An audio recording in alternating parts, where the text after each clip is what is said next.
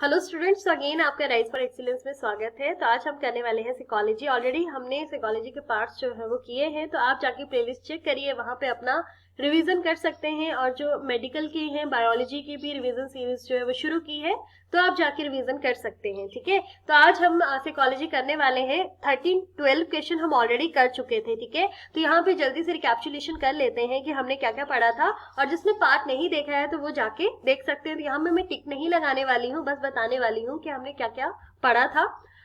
तो यहाँ पे हमने पढ़ा था कि साइकोलॉजी जो है वो आपका बेसिकली साइंस किसका है, of behaviour and mental process. उसके बाद हमने ये पढ़ा था कि किसने जो है बिहेवियरिज्म या स्ट्रक्चरलिज्म जो है वो स्टैब्लिश किया था।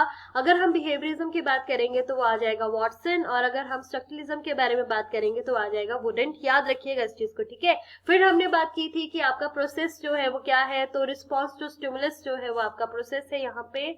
और यहाँ पे इंटरव्यू के बारे में हमने पढ़ा था कि फेस टू फेस जो है वो कन्वर्सेशन है। फिर हमने फ्रॉइड की जो है वो थ्योरी से संबंधित बात की थी कि लाइफ जो है यहाँ पे कॉन्सेप्ट, और ये डेथ का इंस्टिंक्ट जो आपका कॉन्सेप्ट है वो किसने दिया है, तो ये दिया था फ्रॉइड ने। फिर हमने जो है वो स्पेयरमैन का थ्योरी पढ़ा था, पिछला भी मैं बता रही हूँ थोड़ा सा ताकि आपको याद रहे। ठीक है, अगर बार बार चीजों को करेंगे तो आपको इजिली जो है वो याद रहेंगी। तो यहाँ पे स्पेयरमैन की थ्योरी की थी हमने, जिसको 2 फैक्टर थ्योरी जो है वो बोला जाता है, जो कि आपका एक जी फैक्टर था, एक एस फैक्टर था। जी का मतलब था जर्नल, एस का मतलब था स्पेसिफिक। और यहाँ पे आपने देखा कि कॉज ऑफ एग्रेशन जो है वो फ्रॉइड के अकॉर्डिंग क्या है, तो वो था आपका डेथ इंस्टिंक्ट। फिर हमने मेस्लो की थ्योरी के बारे में पढ़ा था, थ्योरी आनी ही है, चाहे वो मेस्लो की थ्योरी है, थॉर्नडाइक का है, आपका पियाजे का थ्योरी है, कॉग्निटिव जो भी है, ठीक है, आनी ही आनी है। तो यहाँ पे जो है वो मेस्लो थ्योरी के बारे में हमने पढ़ा था कि उसने किस तरह से जो है वो नीड्स के बारे में हेरारिकल जो बताया था मैंने आपको, कि लोएस्ट जो नीड है वो कौन सी है, हाईएस्ट नीड जो है वो कौन सी है। तो यहाँ पे हमने इस चीज के बारे में जो है वो बात की थी। तो आपको डायरेक्ट भी पूछा जा सकता है, बताइए कि हेरारिकल नीड जो है वो कौन सी थ्योरी से किसने दिया था, तो वो आ जाएगा आपका मेस्लो। ठीक है, फिर अगर हम बात करें कि कॉग्निटिव जो डेवलपमेंट थ्योरी है वो किसने दी थी, तो वो दी थी पियाजे ने। इस चीज को याद रखिएगा। फिर यहाँ पे आ गया आपका what is the basic cause of forgetting the term during the term memory, तो हमने देखा था रिट्रीवल फेलियर। फिर डिक्लेरेटिव मेमोरी जो है वो लॉन्ग टर्म मेमोरी से संबंधित थी, हमने बात की थी। फिर डिक्लेरेटिव के भी हमने पार्ट देखे थे, एक था सिमेंटिक और एक था एपिसोडिक, तो आपको पार्ट्स पता होने चाहिए। फिर हमने पढ़ा था कि आपका जो स्टेटमेंट बेस्ड क्वेश्चंस हैं वो आपने पढ़ लेने हैं। तो यहाँ पे इसका जो करेक्ट ऑप्शन था डेट इज बोरिंग। फिर हमने पढ़ा था प्रैक्टिकल इंटेलिजेंस को जो है वो कॉन्क्रीट इंटेलिजेंस भी जो है उसके नाम से भी जानते हैं। और लास्ट क्वेश्चन हमने किया था what is the range of normal intelligence. तो नॉर्मल इंटेलिजेंस के बारे में हमने जाना था कि इसका करेक्ट ऑप्शन था 90 to 109। बेसिक हमने यहाँ पे जो आपका आईक्यू के बारे में बात किया था, तो हमने जो है वो सुपीरियर के बारे में बात किया था, ठीक है, जीनियस के बारे में बात किया था, एवरेज स्टूडेंट के बारे में बात किया था कि जो आपका आईक्यू है डेट इज इंटेलिजेंस क्वोशिएंट। ठीक है, तो हमने उसके बारे में जाना था। आज हम अपने 13th क्वेश्चन के साथ जो है वो शुरू करेंगे। तो चलिए स्टार्ट करते हैं।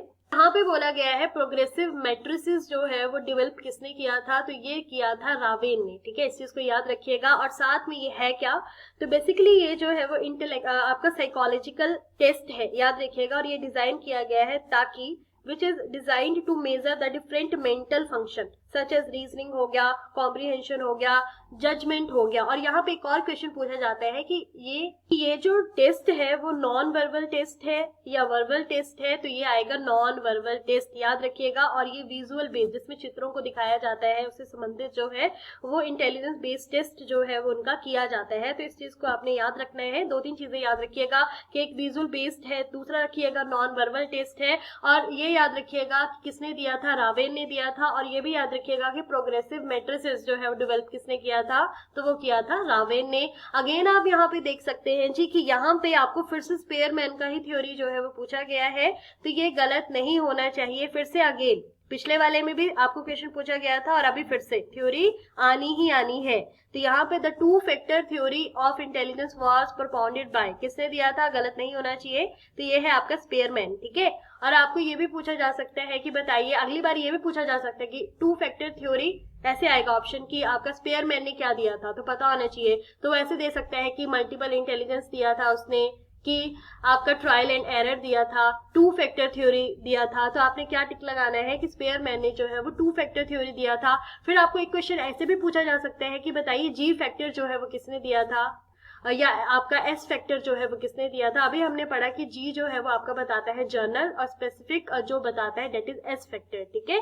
तो आपको अलग अलग तरीके से घुमा फिरा के क्वेश्चन पूछा जा सकता है। अगला यहाँ पे पियाजे की थ्योरी मोस्ट इंपॉर्टेंट है, पूछी जाती है कि पियाजे थ्योरी ऑफ इंटेलिजेंस जो है वो क्या है। एक स्ट्रक्चरल थ्योरी है, एक इंफॉर्मेशन प्रोसेसिंग थ्योरी है, डायनेमिक थ्योरी है, या डेवलपमेंटल थ्योरी है। तो इसका करेक्ट ऑप्शन है option D, that is developmental theory.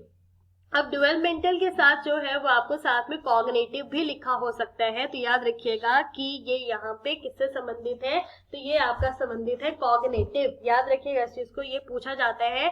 और पियाजे की जो है वो डिफरेंट स्टेजेस भी जो है वो आपको पूछी जाती हैं। तो यहाँ पे जो है वो पियाजे की 4 स्टेजेस हैं, तो आप मैं भी नाम बोल देती हूँ, याद रखिएगा। तो 4 स्टेजेस जो है वो कौन कौन सी है। पहली है सेंसरी मोटर स्टेज, याद रखिएगा, पूछा जाता है कि पहली स्टेज कौन सी है। दूसरी जो है वो है आपकी प्री ऑपरेशनल स्टेज, याद रखिएगा। थर्ड यहाँ पे है आपकी कॉन्क्रीट जो ऑपरेशनल स्टेज है, और यहाँ पे फोर्थ जो है वो है फॉर्मल ऑपरेशनल स्टेज। अब यहाँ पे मैं बता देती हूँ कि कैसे कैसे क्वेश्चन पूछा जाता है। तो यहाँ पे आपको जो है पहले तो ये पूछा जाता है कि जो सेंसरी मोटर स्टेज है, पीरियड है, वो कहाँ से कौन से साल तक है बच्चे का, ठीक है। तो याद रखिएगा 0 to 2 साल, ठीक है, 0 से 2 इयर्स तक जो है वो आपका आएगा सेंसरी मोटर पीरियड। उसके बाद जो आपका यहाँ पे आएगा प्री ऑपरेशनल पीरियड, वो आएगा 2 से 7 साल तक, याद रखिएगा, इसको ये पूछा जाता है।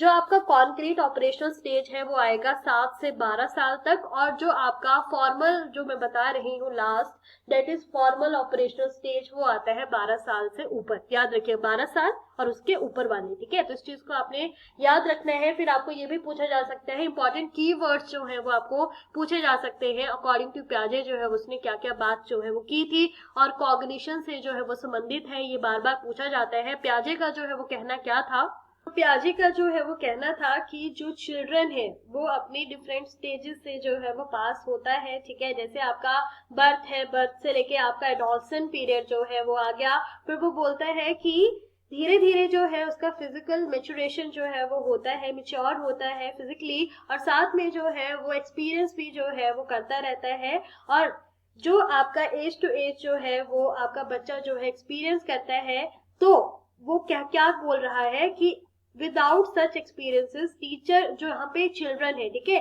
तो यहाँ पे पियाजे का कहना है कि विदाउट सच एक्सपीरियंसेस, अगर वो एक्सपीरियंस नहीं करता है तो चिल्ड्रन जो है इनकैपेबल है उस कॉग्निटिव पोटेंशियल को रीच करने में। इस चीज को याद रखिएगा। वो बोलता है कि जैसे जैसे बच्चा जो है वो आगे आगे बढ़ता है, ठीक है, वैसे वैसे ही जो है वो एक्सपीरियंस करता है, एनवायरमेंटली जो है वो इन्फ्लुएंस होता है, सारी चीजें जो है वो कर रहा है।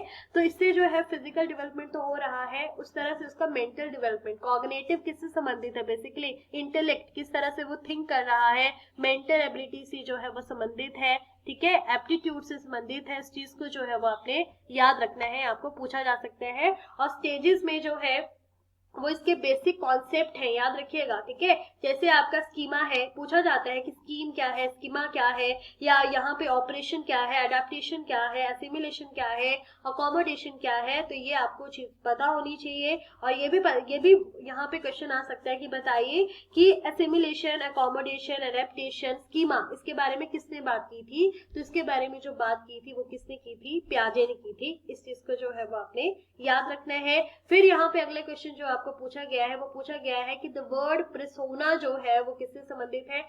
यहाँ पे हमें डायरेक्ट पता ही लग रहा है, तो इसका जो करेक्ट ऑप्शन है डेट इज पर्सनैलिटी, याद रखिएगा इसको। तो पर्सोना जो है ऑर्गेनिज्म से संबंधित है, नॉलेज से संबंधित है, एबिलिटी से संबंधित है, या पर्सनैलिटी से संबंधित है। तो पर्सोना वर्ड जो है वो रिलेटेड है आपका पर्सनैलिटी से, तो इस चीज को आपने याद रखना है। अगला क्वेश्चन यहाँ पे पूछा गया है इंटरवर्जन और एक्सट्रावर्जन क्लासिफिकेशन जो है वो किसने प्रपोज किया था। तो इसका करेक्ट ऑप्शन है जंग ने, याद रखिएगा इस चीज को, ठीक है। और यहाँ पे इंटरवर्जन और एक्सट्रावर्जन जो है ये आपका क्लासिफिकेशन है रिलेटेड टू पर्सनैलिटी। जंग का थ्योरी है क्या, जंग थ्योरी ऑफ पर्सनैलिटी, याद रखिएगा। और यहाँ पे इंटरवर्जन और एक्सट्रावर्जन का क्या मतलब है देख लेते हैं थोड़ा सा। एक्सट्रावर्जन का मतलब ये है कि आपका जो पहले तो ये क्या है, पर्सनैलिटी से संबंधित है। पर्सनैलिटी ट्रेट है जहाँ पे इंडिविजुअल जो है किस तरह से आपका सोशल इंटरेक्शन जो है वो कर रहा है, ठीक है, एक्सटर्नल वर्ड से जो है वो किस तरह से उसको फोकस कर रहा है, साथ में जो है वो उसका टॉकेटिव नेचर है, ठीक है, इस चीज को याद रखिएगा। आपको पता ही है that is related to extrovert है, कोई इंट्रोवर्ट है, ठीक है, तो उससे याद रखिएगा। और जो बहुत सोशल है, एक्स्ट्रावर्जन का मतलब है कि बहुत ही सोशल है, आउटगोइंग है, असर्टिव है, टॉकेटिव है, यहाँ याद रखिएगा इन वर्ड्स को, ठीक है। और इंटरवर्जन का मतलब है इसी तरह से आपका इंटरवर्जन क्या है कि जैसे आपका कोई है वो जो टाइम है, ठीक है, जैसे वो अकेला रहना चाहता है या उसके स्मॉल ग्रुप्स हैं, मतलब कि छोटे छोटे आपके स्मॉल ग्रुप, मतलब फ्रेंड्स बहुत कम है, ठीक है, और वो जो है वो लेस रिस्क टेकिंग है और वो मतलब अपने ही काम से मतलब रखता है, जैसे बोलते हैं ना कि अपने ही सेल्फ जो है वो अपने अपने आप से ही जो है मतलब रख रहा है, ज्यादा इन्वॉल्वमेंट नहीं कर रहा है, आउटगोइंग नहीं है, बाहर ज्यादा नहीं जाता है, ठीक है, ज्यादा जो है वो सोशल नहीं है, कम बात करता है, तो उसके ऑपोजिट मतलब जो आपका एक्स्ट्रा वर्जन है उसके ऑपोजिट जो आएगा डेट इज इंटरवर्जन, याद रखिएगा। तो ये दोनों वर्ड्स आपको पता होने चाहिए कि ये किसने यूज किए, फिर ये किसका क्लासिफिकेशन से संबंधित है। पहली बात तो ये क्लासिफिकेशन किसकी है, जंग की, और ये किससे संबंधित है, पर्सनैलिटी से, याद रखिएगा इस चीज को। आगे यहाँ पे जो है वो आपको फिर से पूछा गया है, सो यहाँ पे आपको पूछा गया था मिनीसोटा मल्टीफेजिक पर्सनैलिटी जो है इन्वेंटरी वॉर किसने कंस्ट्रक्ट किया था, तो इसका ऑप्शन है डेट इज बी, ठीक है, ये आपने चीज को याद रखना है। और ये किससे संबंधित है थोड़ी सी हम यहाँ पे बात कर लेते हैं। तो ये जो डिजाइन किया गया है, ठीक है, ये डिजाइन क्या करता है, ये जो डिजाइन किया गया है ये टेस्ट करने के लिए, मेंटल हेल्थ को जो है वो टेस्ट करने के लिए है, और यहाँ पे जो है वो जो आपके साइकेट्रिक जो डिसऑर्डर है उसको डायग्नोसिस करने के लिए जो है वो यूज किया जाता है, और पर्सनैलिटी को भी जो है वो एक्सेस करने के लिए ये यूज किया जाता है। तो आपने इस चीज को याद रखना है कि ये किससे संबंधित है। अगला यहाँ पे आ गया कि यहाँ पे हमने बात की थी आपकी according to Freud one of the component of personality structure is reservoir of desire, what is its name.